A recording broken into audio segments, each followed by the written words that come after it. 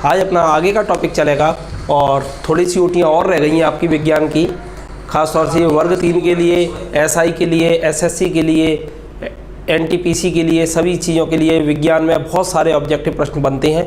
तो यहाँ मैं सीधा सा आप लोगों के सामने ऑब्जेक्टिव प्रश्न लेकर के ही आया हूँ। तो आज अपन चालू कर रहे हैं इसको। सबसे पहला प्रश्न है आपका, एंथोफोबिया निम्न का डर है। एंथोफोबिया बहुत इंपॉर्टेंट प्रश्न है, आप लोग जरा पढ़ें और पढ़ करके बताएं एंथोफोबिया में किससे डर लगता है। एंथोफोबिया में किससे डर लगता है, बहुत इंपॉर्टेंट प्रश्न है आपका। जल्दी से जल्दी आप लोग जुड़ जाइएगा और बताएं आप लोग एंथोफोबिया में किससे डर लगता है।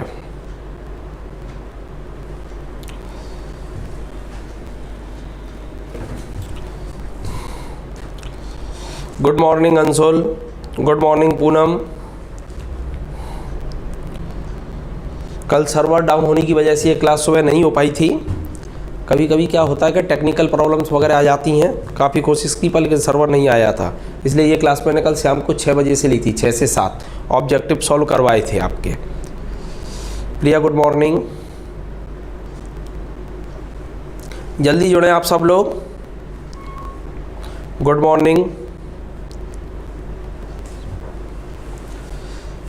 प्रश्न आपका सामने लिखा हुआ है, एंथोफोबिया निम्न का डर है। एंथोफोबिया में किससे डर लगता है? एंथोफोबिया में किससे डर लगता है? Pushpendra good morning.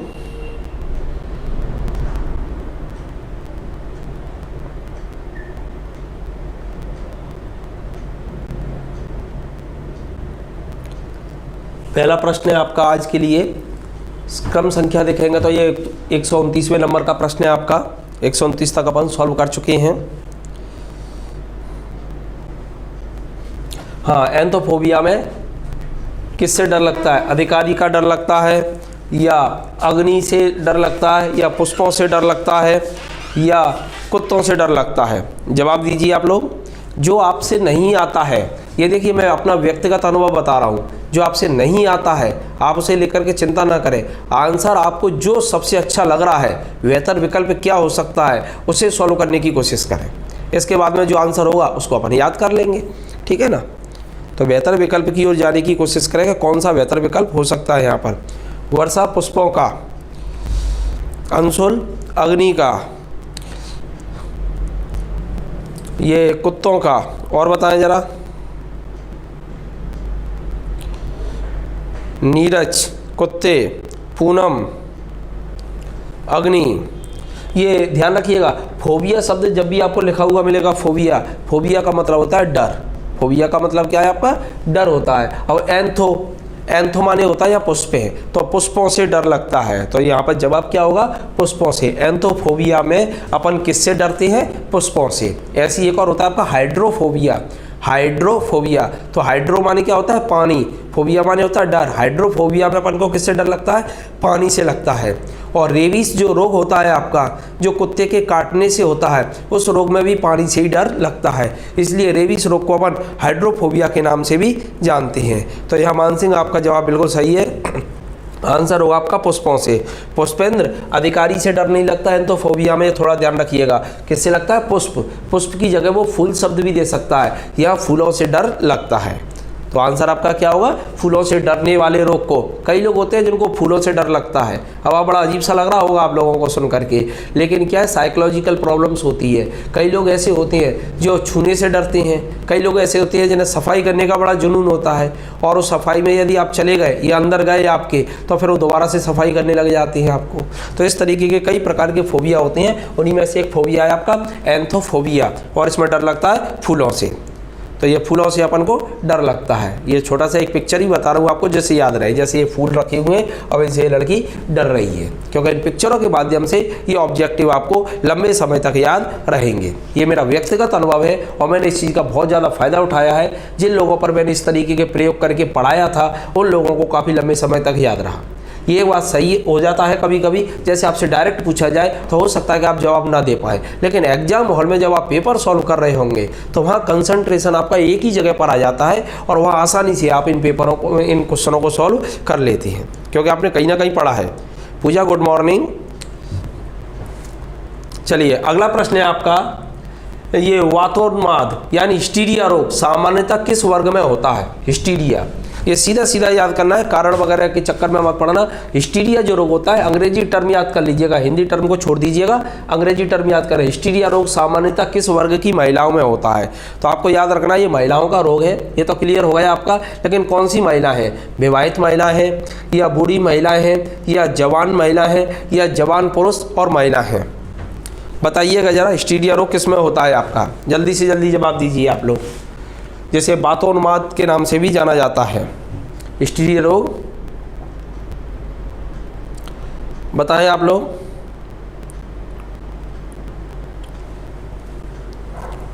हिस्टीरिया रोग सामान्यतः किस वर्ग में होता है? जो हिस्टीरिया रोग है वो सामान्यतः किस वर्ग में होता है? मान सिंह विवाहित महिलाओं में, प्रशांत विवाहित महिलाओं में, पुष्पेंद्र विवाहित महिलाओं में, और जवाब दीजिएगा आप लोग।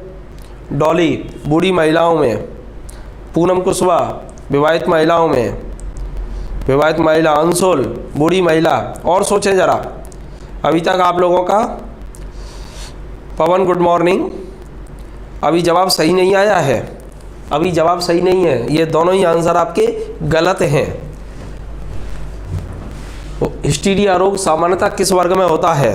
हिस्टीरिया रोग। और सोचिए जरा क्या हो सकता है इसका आंसर?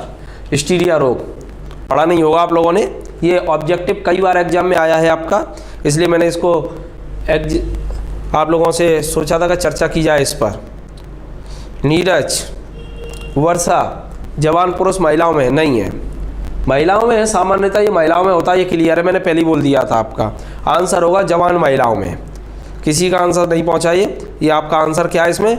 जवान महिलाओं में। तो हिस्टीरिया रोग जो होता है वो जवान महिलाओं में होता है, न वो विवाहित महिलाओं में होता है, न वो बूढ़ी महिलाओं में होता है, न जवान पुरुष और महिलाओं में होता है, ये केवल ओनली किस में होता है? यंग वुमेन में होता है। तो आंसर आपका क्या होगा यहाँ पर? शिल्पी का आंसर सही है, यहाँ ध्यान रखिएगा। हाँ, एक तरीके से मेंटल डिसीज है, बिल्कुल सही बात है, जिसमें महिलाएं आक्रामक हो जाती हैं, उल्टा सीधा व्यवहार करने लगती हैं और जो कोई टारगेट फिक्स कर लिया बस उसी टारगेट की पीछे भागती हैं। आप लोगों ने देखा होगा कई महिलाएं फिल्म स्टोर उसमें इंडस्ट्री में भी अपन देख रहे हैं, अन्य जगह पे भी देख रहे हैं, तो एक ही चीज़ के पीछे पीछे भागना चालू कर देती हैं और उनको लगता है कि बस यही मेरा टारगेट है, यही मेरे को लेना है, इसके अलावा कुछ नहीं। जैसे अब जॉब के पीछे गई तो जॉब के बारे में चर्चा वगैरह करना, जॉब के बारे में ही सोचना, तो इस तरीके का रोग होता है ये आपका, आक्रामक स्वभाव हो जाता है। तो ये किस में होता है? जवान महिलाओं में।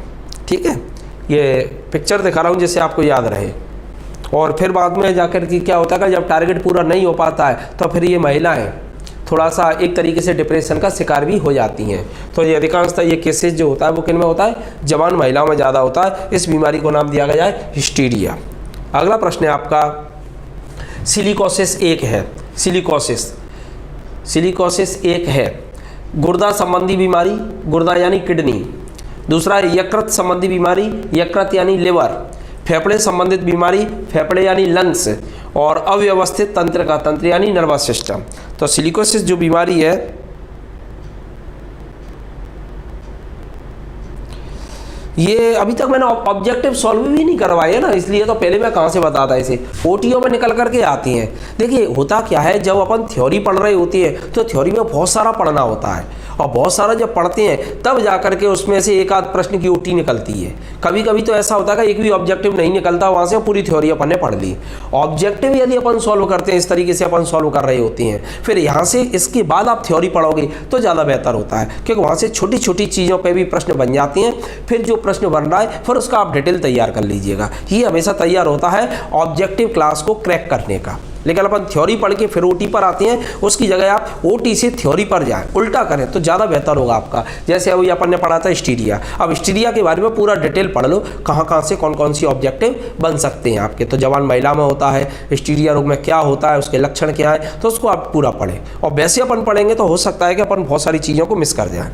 चलिए इसका जवाब दें, 135 का सिलिकोसिस एक है। सिलिकोसिस एक है, गुर्दा संबंधी बीमारी है, यकृत संबंधी बीमारी है, फेफड़े संबंधी बीमारी है, या अव्यवस्थित तंत्र का तंत्र से संबंधित है आपका। पुष्पेंद्र कह रहे हैं इसमें पूनम का भी जवाब है फेफड़े संबंधी।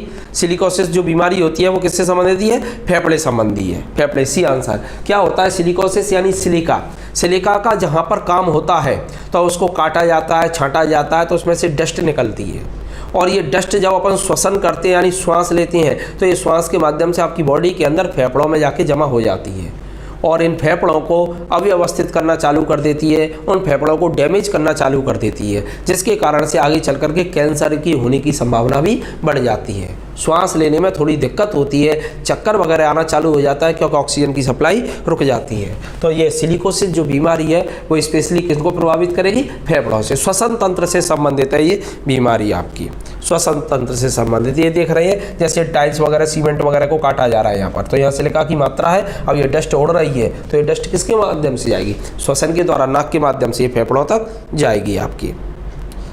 ये देख सकते हैं, ये देखिए डस्ट उड़ रही है आपकी, और इस तरीके से ये किन को प्रभावित करेगी? लंग्स को करेगी। ये फेफड़े हैं आपके, फेफड़ों में ये वाला जो पॉइंट होता है आपका, ये वाला जो पॉइंट देख रहे हैं अपन यहाँ पर,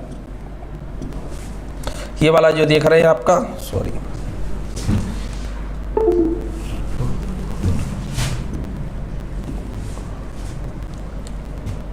ये वाला जो देख रहे हैं, यहाँ पर जाकर के आपकी एल्वेलाई होती है और इन्हीं एल्वेलाई में जाकर के अंदर की साइड में ऑक्सीजन और कार्बन डाइऑक्साइड का एक्सचेंज होता है। ऑक्सीजन बाहर जाती है, कार्बन डाइऑक्साइड के अंदर आती है, और नहीं सॉरी, ऑक्सीजन अंदर आती है और कार्बन डाइऑक्साइड बाहर जाती है, तो यहाँ एक्सचेंज होता है और इसमें ही क्या हो जाता है? ब्लॉक हो जाता है। इस तरीके से ये लगातार एल्वेलाई आपकी सिकुड़ती चली जाती हैं और ये ऑक्सीजन और कार्बन डाइऑक्साइड का एक्सचेंज सही तरीके से यहाँ पर नहीं हो पाता। तो ये सिलिकोसिस बीमारी है आपकी, ठीक है। अगला देख रहे हैं, आयोडीन उन बीमार व्यक्तियों को दी जाती है जो पीड़ित होते हैं। आयोडीन उन बीमार व्यक्तियों को दी जाती है जो पीड़ित होते हैं। तो आयोडीन किन को दिया जाता है? किस बीमारी में आयोडीन का इलाज किया जाता है? आयोडीन का इस्तेमाल करती हैं गठिया में, रतौंधी में, रिकेट्स में या घेंगा रोग में? बताइएगा जरा आप लोग। आयोडीन उन बीमार व्यक्तियों को दी जाती है जो पीड़ित होते हैं गठिया रोग से, रतौंधी रोग से, रिकेट्स से या घेंगा रोग से। आंसर आपका सही है। वर्षा ने आंसर दिया है घेंगा रोग। घेंगा को गॉइटर के नाम से भी जाना जाता है। घेंगा रोग को क्या कहा जाता है? गॉइटर, गॉइटर के नाम से जाना जाता है। इसे अपन गलगंड भी कहते हैं, गलगंड। ये गांठें बन जाती हैं यहाँ पर, बहुत बड़ी बड़ी गांठें हो जाती हैं। गठिया रोग में तो कल ही अपन ने सॉल्व किया था, यहाँ यूरिक एसिड जमा होता है आपका। गठिया रोग में क्या जमा होता है? Uric acid. रतौंधी में क्या होता है? विटामिन ए की कमी से होता है, रात के समय आपको सही तरीके से दिखाई नहीं देगा। रिकेट्स रोग, ये थोड़ा सा ध्यान रखिएगा। रिकेट्स रोग ये विटामिन डी की कमी से होता है आपका रिकेट्स। तो ये रिकेट्स जो बीमारी है वो किसकी वजह से होती है? विटामिन डी की कमी से होती है। छोटे बच्चों में होता है। इसमें पैर जो होते हैं आपके वो टेढ़े मेढ़े हो जाते हैं। बड़े लोगों में विटामिन डी की कमी हो जाती है तो उनमें भी पैर जो हैं आपके टेढ़े मेढ़े होते हैं और उस बीमारी को कहते हैं अपन ऑस्टियोमलेशिया। विटामिन डी की कमी से ये होता है ये भी। तो ये विटामिन डी की कमी से बच्चों में रिकेट्स होता है और बड़ों में क्या होता है आपका? ऑस्टियोमलेशिया। एक बार प्रश्न आया था आपका, विटामिन डी की कमी से पक्षियों में कौन सी बीमारी होती है? तो विटामिन डी की कमी से पक्षियों में भी रिकेट्स होता है और उनके पैर भी कैसे हो जाते हैं? टेढ़े मेढ़े हो जाते हैं। तो ये ध्यान रखना, रिकेट्स जो है पक्षियों में भी होता है आपका और इसके अलावा आदमियों में भी होता है। ये क्वेश्चन एक बार उत्तराखंड में पूछा गया था एग्जाम में आपका, क्या बताइए विटामिन डी की कमी से पक्षियों में कौन सी बीमारी होती है? तो वहाँ पे भी आंसर क्या था? रिकेट्स था। तो आप ये थोड़ा सा ध्यान रखें। हाँ बिल्कुल सही है जितेंद्र, ये विटामिन डी की कमी से होता है आपका। और ये घेंगा जो रोग है जिसे अपन गलगंड या गॉइटर के नाम से जानते हैं, तो ये घेंगा है आपका। और ये जो आयोडीन है ना आपकी बॉडी के अंदर, यहाँ पर एक ग्रंथि पाई जाती है और वो उस ग्रंथि का नाम है थायराइड ग्लैंड। सबसे बड़ी एंडोक्राइन ग्लैंड होती है आपकी थायराइड। सबसे बड़ी अंतःस्रावी ग्रंथि है थायराइड आकार में। और सबसे छोटी जो ग्रंथि होती है वो होती है आपकी पीयूष ग्रंथि, जैसे अपन पिट्यूटरी ग्रंथि के नाम से भी जानते हैं। तो ये आपको ध्यान रखना है यहाँ पर कि सबसे बड़ी अंतःस्रावी ग्रंथि यदि आपसे पूछा जाता है थायराइड है और उसी में पाया जाता है ये आपका आयोडीन। और ये जो आपकी आयोडीन है ये मेटामॉर्फोसिस यानी कायांतरण के लिए बहुत ज़्यादा जरूरी है, आपके बौद्धिक विकास के लिए बहुत ज़्यादा जरूरी है ये आयोडीन। और इसी वजह से नमक युक्त आयोडीन अपन भोजन में ग्रहण करते हैं। अब एक प्रश्न और बन जाता है, यदि आपकी बॉडी के अंदर तो थायराइड में बन रहा है, बाहर से अपन आयोडीन कहाँ से लेते हैं? तो बाहर से अपन शैवाल पढ़ेंगे एल्गी, उनमें से एक पढ़ेंगे अपन भूरा शैवाल। कौन सा शैवाल पढ़ेंगे? भूरा शैवाल पढ़ेंगे। और जो भूरा शैवाल होता है ना आपका, भूरा शैवाल, उसमें होता है लेमिनेरिया। लेमिनेरिया में पाया जाता है ये आपका आयोडीन। भूरा शैवाल में एक शैवाल का नाम लेमिनेरिया है, उस लेमिनेरिया शैवाल से आपको क्या मिलता है? आयोडीन प्राप्त होता है। आयोडीन को वैसे देखेंगे तो ये काले रंग का चमकदार होता है। जब मैं केमिस्ट्री पढ़ाऊंगा आप लोगों को तो वहाँ पर इस आयोडीन को दिखाऊंगा अभी कि ये किस तरीके का होता है।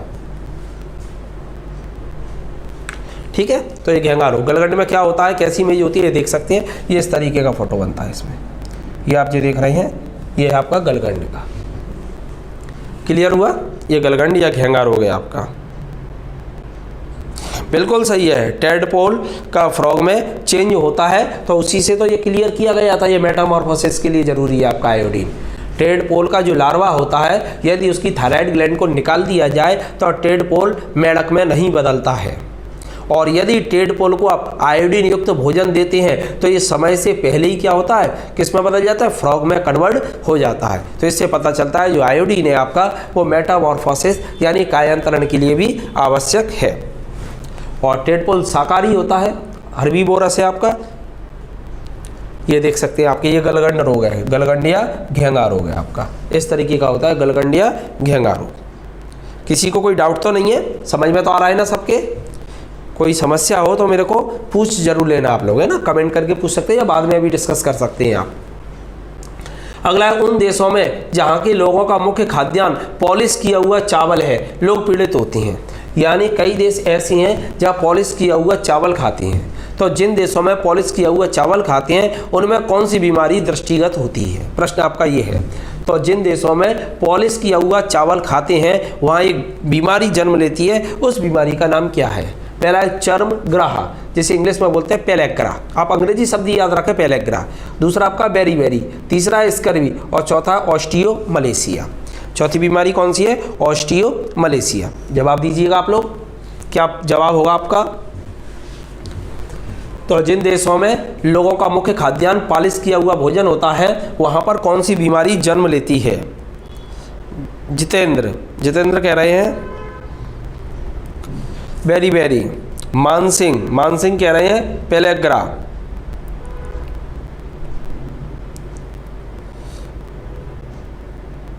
Kuldeep pellagra. Pushpendra beriberi. Poonam pellagra. और जवाब दीजिए आप लोग,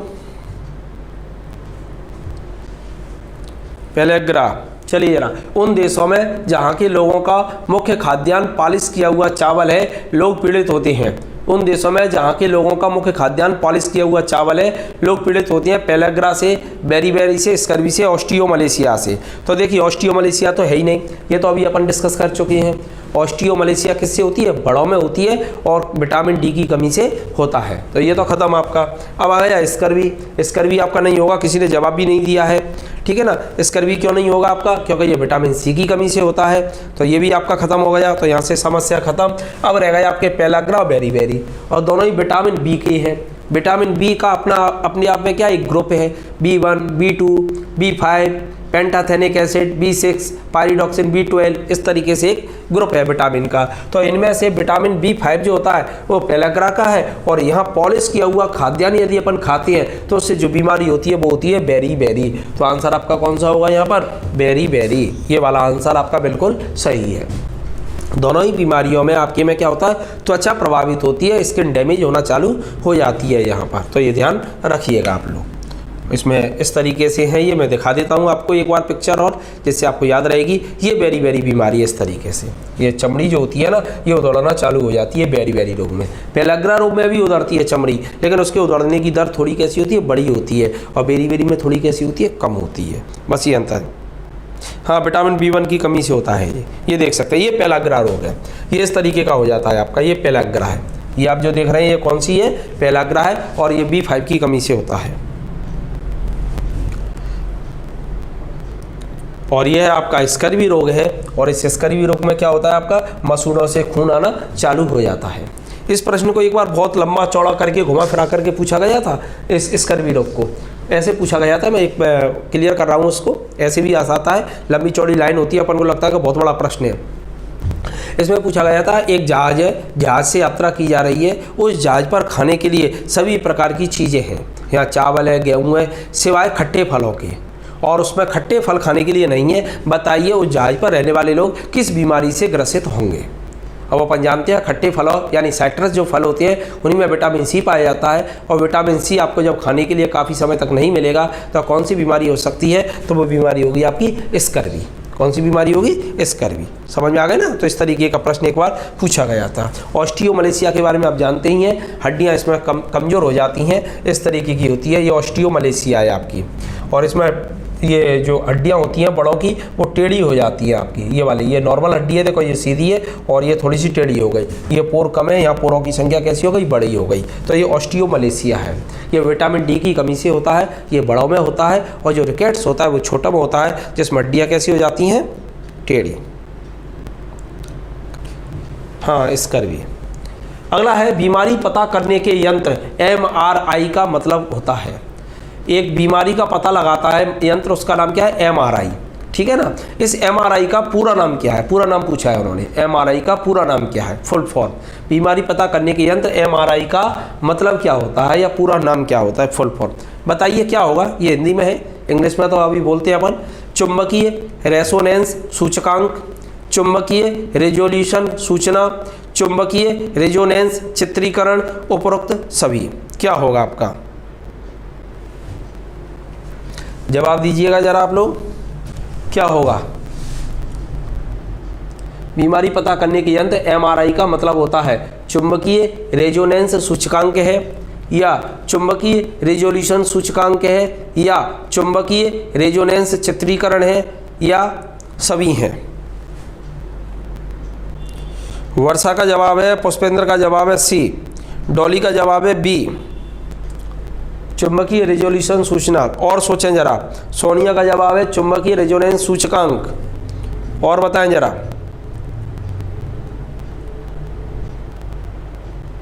शिल्पी C, अवंतिका C, बाद बाकी के C। हाँ, कीर्ति चुंबकीय रेजोनेंस सूचकांक नहीं होता, आंसर होगा आपका C, चुंबकीय रेजोनेंस चित्रीकरण।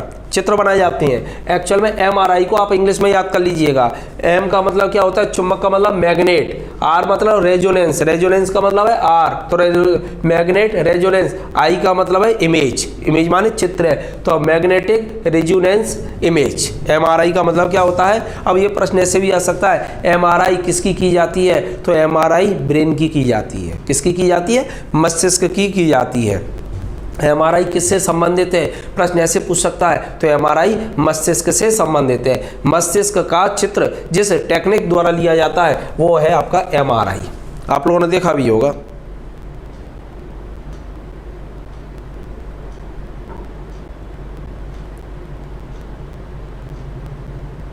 हाँ बिल्कुल सही है पुष्पेंद्र। यदि आपकी बॉडी के अंदर लोहा है, जैसे ये एक्चुअल में क्या है? चुंबक है, चुंबकीय रेजोनेंस चित्रीकरण। ठीक है ना। ये इस तरीके से होता है आपका, आपके शरीर में से जितना भी, जैसे आप कोई लॉकेट पहने हुए हैं, लोहे का कोई कड़ा पहने हैं, ठीक है ना, या इस बिल्डिंग के अंदर जैसे अब ये लेकर के जा रहे हैं, आसपास में कोई लोहा है, तो ये मशीन में चुंबक लगा रहता है, तो चुंबक आपको अपनी तरफ से जबरदस्त तरीके से खींचता है, और इस तरीके से मशीन भी आपकी बेकार हो जाती है और आपका शरीर भी उसके अंदर फंसने की संभावनाएं बढ़ जाती हैं। ठीक है ना। ब्रेन का होता है, ये बिल्कुल सही है आपका। ये इस तरीके से चित्र लिए जाते हैं मस्तिष्क के, यानी दिमाग के, माइंड कह सकते हो, है ना, बिल्कुल सही है। ये इस तरीके से चित्र लिए जाते हैं MRI में। ये magnetic resonance imaging, MRI। Okay, अगले प्रश्न की ओर बढ़ रहे हैं अपन। अब नेक्स्ट प्रश्न है अपना, MRI निम्न में से क्या है? बस वही प्रश्न आ गया, पहले वो हिंदी में दिया था लेकिन उसका अंग्रेजी वर्जन तो लिखा मिलता ही है, अब उसको इंग्लिश में लिख दिया है इन्होंने। देखिए प्रश्न वही है, घुमा फिरा करके वही प्रश्न आ रहे हैं। इसी वजह से मैं आप लोगों से कहता हूँ, पुराने ऑब्जेक्टिव आपके किसी भी कंडीशन में गलत नहीं होने चाहिए।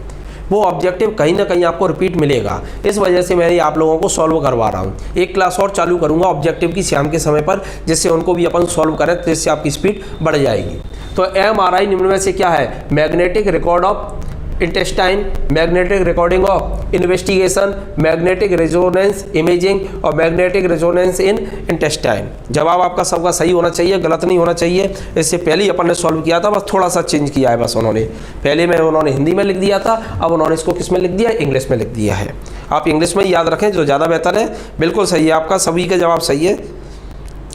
पुष्पेंद्र जवाब सही है, दुर्गेश बिल्कुल सही जवाब है, प्रदीप बिल्कुल सही है ना, मैग्नेटिक रेजोनेंस इमेजिंग। और ये ध्यान रखना, जब भी अपन MRI कराने के लिए जाते हैं तो लेकर के नहीं जाना चाहिए आपको कोई भी लोहे से संबंधित चीज़। इससे संबंधित एक स्टोरी भी है आपकी, अभी उत्तर प्रदेश में हुआ था, लगभग ये 3 या 4 साल पहले की बात है।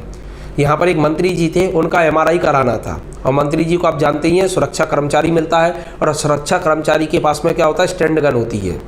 और यहाँ पे जो डॉक्टर थे उन्होंने कहा था कि आप अपने सुरक्षा कर्मचारी को बाहर कर दीजिएगा, क्योंकि इसके पास में स्टैंड गन है और ये मशीन आप उसको खींच लेगी और मशीन ख़राब भी हो जाएगी, आपको भी नुकसान होगा। लेकिन आप जानते ही हो आजकल मंत्री जी कैसे कैसे लोग बनते हैं, उन्होंने स्टेटस का सवाल बना लिया, बोले नहीं सुरक्षा कर्मचारी है, मेरी सुरक्षा करेगा, अंदर ही रहेगा, और वो भी मैं स्टैंड गन से। नहीं माने, डॉक्टरों पर प्रेशर बनाया, डॉक्टरों ने मशीन चालू कर दी। समझ ही सकते हो क्या हुआ होगा, सुरक्षा कर्मचारी का बड़ी मुश्किल से जान बचाई, और वो मशीन भी कैसी हो गई, खराब हो गई थी। तो ये ध्यान रखना, लोहा लेकर के अंदर नहीं जा सकते। यूपी में ये घटना घट चुकी है। ये है आपका MRI, इस तरीके से होता है, अंदर पहुंचाती है, फिर इसका चित्र लिया जाता है दिमाग का, है ना, ब्रेन से संबंधित है।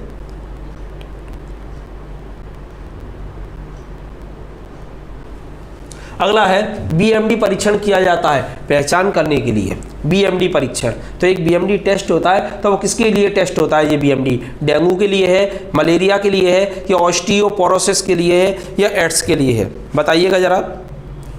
ये BMD जो परीक्षण है वो किसके लिए होता है आपका BMD टेस्ट? BMD टेस्ट से अपन किसका पता लगाते हैं? डेंगू का पता लगाते हैं, या मलेरिया का, या एड्स का, या ऑस्टियोपोरोसिस का? बताइए जरा, जवाब दीजिए आप लोग।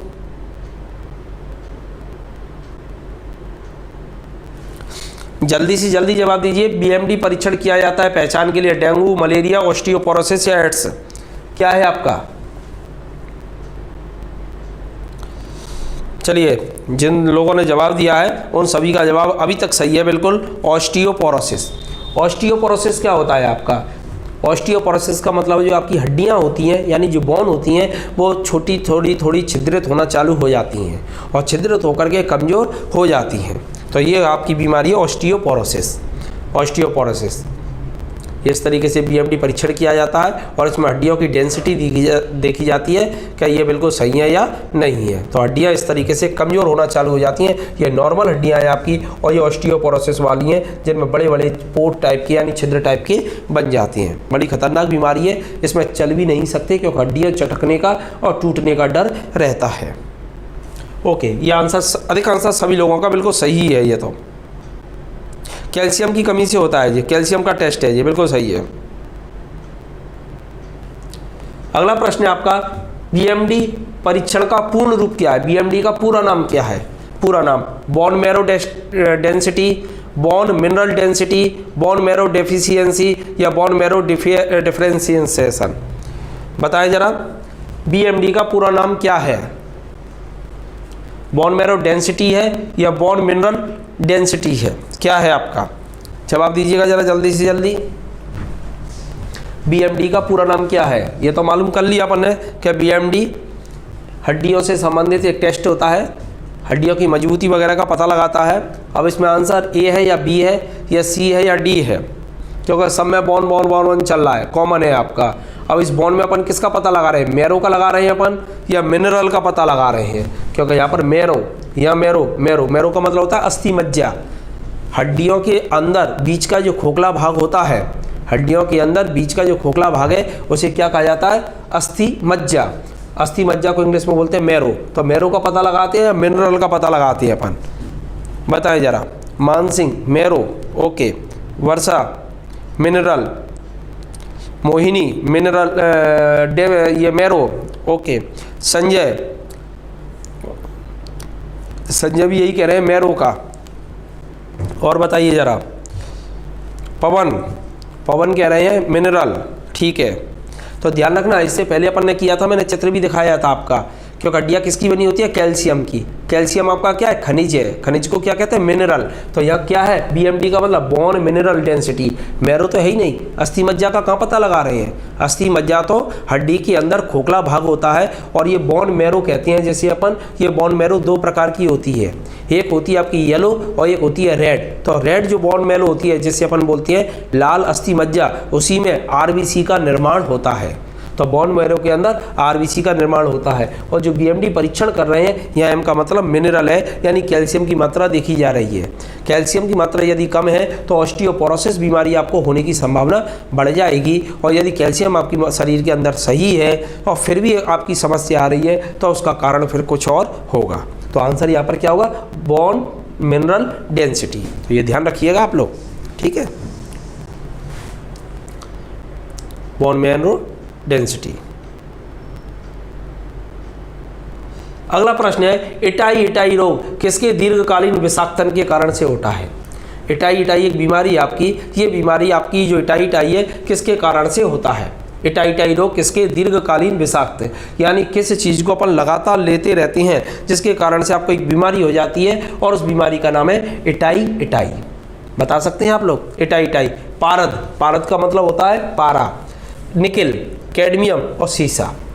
बताइए जरा, इटाई रोग किसके कारण से होता है? पारा की अधिकता के कारण होता है, या निकिल की अधिकता के कारण है, या कैडमियम के कारण है, या सीसा के कारण है?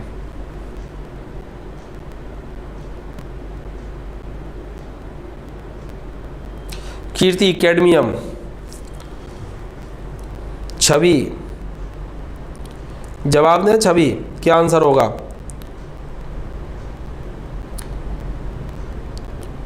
चलिए, सभी का जवाब अधिकांश सही है, कैडमियम के कारण से। इटाई रोग को अपन आउच रोग के नाम से भी जानते हैं। इटाई रोग को नाम क्या दिया जाता है? आउच रोग। ये इसमें इस तरीके का होता है जी आपका आउच रोग। इसमें क्या होता है? शरीर थोड़ा सा तिरछा हो जाता है, टेढ़ा टाइप का हो जाता है, और जब अपन चलते हैं तो हड्डियों से आवाज़ आती है आउच। तो इस तरीके से, इसलिए इस रोग का नाम एक और पड़ जाता है आउच रोग। ये कैडमियम के कारण से होता है। एक और प्रश्न सॉल्व कर रहे हैं अपन।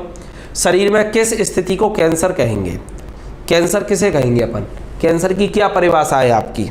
ठीक है ना, बिल्कुल सही है सोनिया, संजय। अब अगला प्रश्न है आपका, शरीर में किस स्थिति को कैंसर कहेंगे?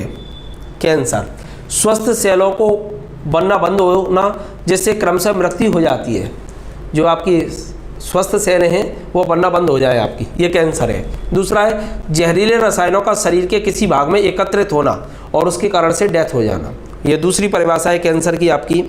तीसरी है आपकी सेलों का अनियंत्रित बहुगुणन होना, इससे स्वस्थ सेलों का दम घुटना और अंततः मृत्यु हो जाना। अगला है शरीर में घाव या ट्यूमर होने से दिमाग का काम बंद करना और अंततः मृत्यु हो जाना। बताइएगा इन चार में से आपका आंसर कौन सा होगा? अंशुल बिल्कुल सही आंसर है, बिल्कुल सही है। कुलदीप आंसर बिल्कुल सही है आपका। सेलों का अनियंत्रित बहुगुणन होना, इससे स्वस्थ सेलों का दम घुटना और अंततः क्या हो जाना? मृत्यु हो जाना। इसे दूसरे तरीके से भी प्रश्न पूछा जा सकता है आपका, और दूसरे तरीके से प्रश्न ऐसे पूछा जाता है कि आपका सभी लोगों का जवाब बिल्कुल सही है, बिल्कुल सही है। सृष्टि का भी जवाब सही है, मोहिनी का, अंशुल का, डॉली आपका आंसर गलत है, ध्यान नहीं दे पाए हम। आंसर सी होगा, शरीर में घाव या ट्यूमर होने से दिमाग का काम बंद करना, ये कैंसर नहीं है, ठीक है ना। सेलों जो कोशिकाएं होती हैं इनमें तीन तरीके से विभाजन होता है आपका। एक विभाजन होता है आपका समसूत्री विभाजन, एक होता है आपका अर्धसूत्री विभाजन और एक होता है असूत्री विभाजन। तो कोशिकाएं जब विभाजित होती हैं तो कितने प्रकार से होती हैं? 3 प्रकार से। उनमें सबसे सिंपल जो विभाजन होता है वो होता है आपका असूत्री विभाजन, असूत्री, ठीक है ना। ये कोई वो नहीं है, छोटे जीव होते हैं उनमें होता है। इसके बाद मेन जो होते हैं वो 2 है, समसूत्री जिसे अपन इंग्लिश में बोलते हैं माइटोसिस, दूसरा है आपका अर्धसूत्री जिसे इंग्लिश में बोलते हैं मियोसिस। तो जो सामान्य कोशिकाएं होती हैं जो वृद्धि कर रही हैं, आपकी घाव को भरने का काम होता है, अपनी ग्रोथ हो रही है, उसके लिए जो विभाजन जरूरी है, छोटे बच्चे से अपन जब बड़े होते हैं तो उसमें जो विभाजन होता है आपका वो समसूत्री विभाजन होता है। अर्धसूत्री विभाजन केवल जर्म कोशिकाओं में होता है, जिससे आपके एग एवं स्पर्म का निर्माण होता है, ठीक है, क्लियर। अब जो समसूत्री विभाजन है जब ये अनियमित हो जाता है, इनरेगुलर हो जाता है, कंट्रोल में नहीं रहता है तो ये लगातार विभाजित होती चली जाती हैं कोशिकाएं, और कोशिकाएं विभाजित होकर के गांठ का रूप ले लेती हैं। इस गांठ को ही अपन कहते हैं कैंसर। तो समसूत्री विभाजन का अनियमित होना ये कैंसर है। या सेलों का अनियंत्रित बहुगुणन होना, इससे स्वस्थ सेलों का दम घुटना, ये भी क्या है आपका कैंसर है। क्लियर हो गया, ये ध्यान रखिएगा जरा आप लोग। तो सेलों का अनियंत्रित बहुगुणन होना, इससे स्वस्थ सेलों का दम घुटना, अंततः मृत्यु हो जाना। जैसे ये देख सकते हैं अपन यहाँ पर, अब ये गले का कैंसर है, ये स्मोकिंग कर रहा है तो यहाँ की जो कोशिकाएं अनियमित ग्रोथ करने लग जाए। और अनियमित ग्रोथ क्यों कर रही हैं? क्योंकि ये इसमें से जो ले रहा है निकोटीन, उस निकोटीन के कारण से आसपास की कोशिकाएं अनियमित ग्रोथ करना चालू कर देती हैं। ये कैंसर है। अगला प्रश्न है, ब्लू बेबी नामक प्रदूषण कारित बीमारी पीने वाले जल में निम्न में से किसके अधिक विद्यमान होने के कारण से होती है? एक बीमारी है, उस बीमारी का नाम है ब्लू बेबी बीमारी। तो एक प्रदूषित युक्त पानी यदि अपन पीते हैं तो उससे हो जाती है बीमारी। इसमें से एक फ्लोराइड है, क्लोराइड है, नाइट्रेट है और आर्सेनिक है। बताइएगा जरा।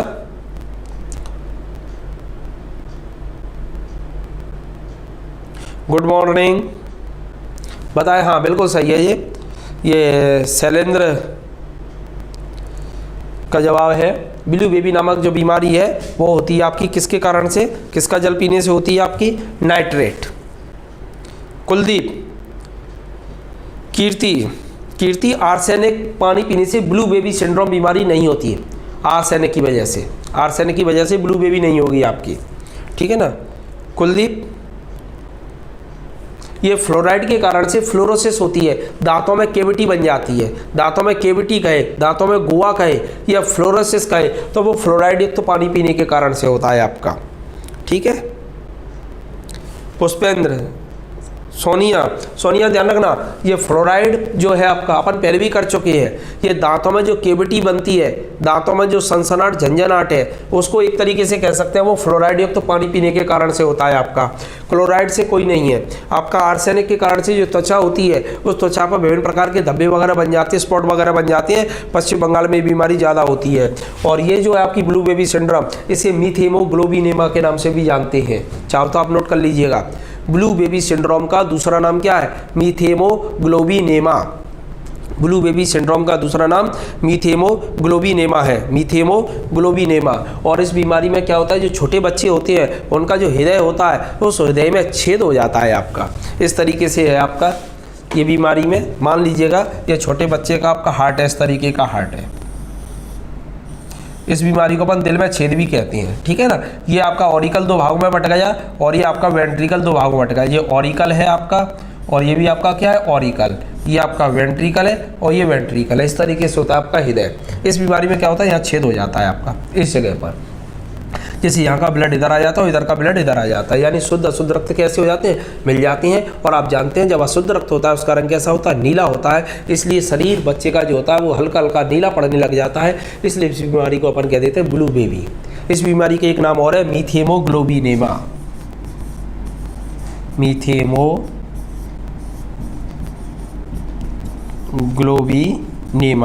ये भी कहा जाता है। इस बीमारी को एक नाम और दिया जाता है दिल में छेद। दिल में छेद, यदि आपसे पूछा है दिल में छेद किसके कारण से होता है, तब भी आपका जवाब क्या होगा? नाइट्रेट होगा आपका जवाब, ठीक है। तो सबका आंसर क्या होगा? नाइट्रेट। जिन लोगों का आंसर गलत हुआ है वो लोग इसको सुधार लीजिएगा। दिल में छेद, ये नाइट्रेट युक्त ये इस तरीके के बच्चे होती हैं। देखिए हल्के हल्के से नीले पड़ रहे हैं, हल्का सा लालिमा लिए हुए, ये लाल सा लग रहा है आपको, लेकिन वास्तव में देखा जाए ये अशुद्ध रक्त है और ये नीला सा होता चला जा रहा है। दिल में छेद हो जाता है, ऑपरेशन करके इसको दूर कर लिया जाता है। ये पीने के पानी के कारण से ये बीमारी होती है। और कौन सा? पेयजल में नाइट्रेट।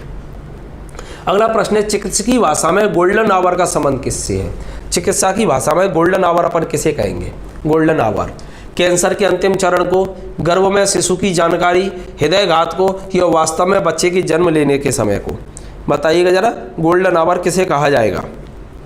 गोल्डन आवर चिकित्सकीय भाषा में गोल्डन आवर का संबंध किससे है? चिकित्सकीय भाषा में गोल्डन आवर का संबंध किससे है? कैंसर के अंतिम चरण से है, गर्भ में शिशु की जानकारी से है, हृदयघात, हृदयघात माने हार्ट अटैक,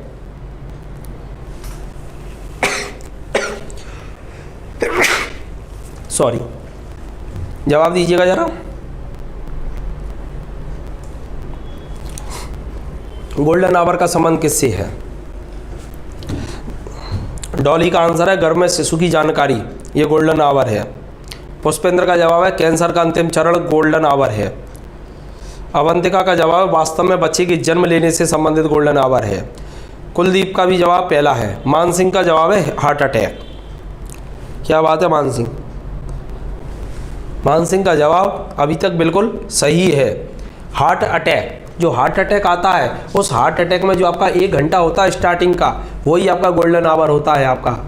और इसी में यदि आपने थोड़ा सा भी ब्लड हृदय तक पहुंचाने में कामयाब हो गए आप, तो आपकी बचने की संभावनाएं बढ़ जाती हैं। तो ये गोल्डन आवर का जो संबंध होता है चिकित्सीय भाषा में, उसे किससे कहते हैं? हार्ट अटैक से संबंधित होता है। कैंसर का अंतिम चरण गोल्डन आवर नहीं है। गर्भ में शिशु की जानकारी कोई जानकारी वो नहीं है, गोल्डन आवर नहीं है। वास्तव में बच्चे के जन्म लेना, ये भी गोल्डन आवर नहीं है। आंसर क्या होगा? Heart attack. ये हार्ट अटैक आता है आपका।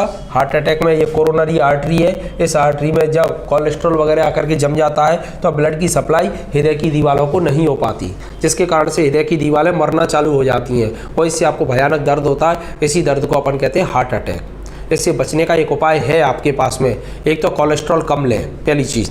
दूसरे नंबर पे यदि हार्ट अटैक आ जाता है या सीने में दर्द हो रहा है तो घरों में आप एस्पिरिन की दवाई को रखा करें। एस्पिरिन नहीं है तो डिस्प्रिन को भी रख सकती है। स्पेशली काम तो एस्पिरिन करती है, लेकिन वाई द वे एस्पिरिन नहीं है तो डिस्प्रिन भी काम करेगी आपकी। और एस्पिरिन दवाई को तुरंत उस व्यक्ति को खिला दें जिसके सीने में दर्द हो रहा है, क्योंकि एस्पिरिन क्या करती है कि यहाँ पर जो ब्लॉक बना है कोलेस्ट्रॉल का, तो ब्लड को पतला कर देता है, जिसके कारण से थोड़ी थोड़ी मात्रा में ही सही लेकिन ब्लड की आपूर्ति आपकी चालू हो जाती है। और ब्लड की आपूर्ति चालू हो जाती है तो अपने पास में 1 घंटा मिल जाता है आपको, और उस स्थिति में आप सीधा सा डॉक्टर से कंसल्ट कर सकते हैं, हॉस्पिटलाइज तक व्यक्ति को पहुंचा सकते हैं। तो ये होता है आपका गोल्डन आवर। उम्मीद है क्लियर हो गया होगा आपका, है ना। अगला है बीटा ब्लॉकर, एक औषधि है। बीटा ब्लॉकर एक दवाई है। इस दवाई का उपयोग अपन किस में करते हैं? बीटा ब्लॉकर में। बीटा ब्लॉकर एक दवा है। इस दवा का इस्तेमाल अपन किस चीज़ में करते हैं बताएं जरा। डिस्प्रिन में एस्पिरिन होता है, बिल्कुल सही है, लेकिन एस्पिरिन को ही आप अलग से रहे तो वो ज़्यादा बेहतर है। डिस्प्रिन में एस्पिरिन की मात्रा थोड़ी कम होती है। बीटा ब्लॉकर एक औषधि है बचाने के लिए हृदयघात से, प्रोस्टेट ग्रंथि से बढ़ने से, चिरकालिक मधुमेह से, या इनमें से कोई नहीं। बताएं जरा, आप लोग जवाब दीजिएगा।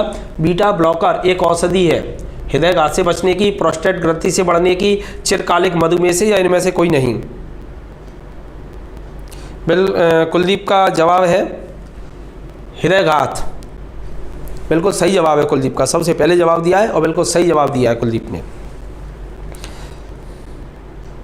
खुशीराम बिल्कुल सही जवाब है आपका भी, हृदय हार्ट अटैक। तो ये बीटा ब्लॉकर जो दवा है, इस दवा का इस्तेमाल अपन किस में करते हैं? हार्ट अटैक में करते हैं। मानसिंह प्रोस्टेट ग्रंथि से नहीं है, मानसिंह प्रोस्टेट से नहीं है। दुर्गेश का बिल्कुल सही जवाब है आपका।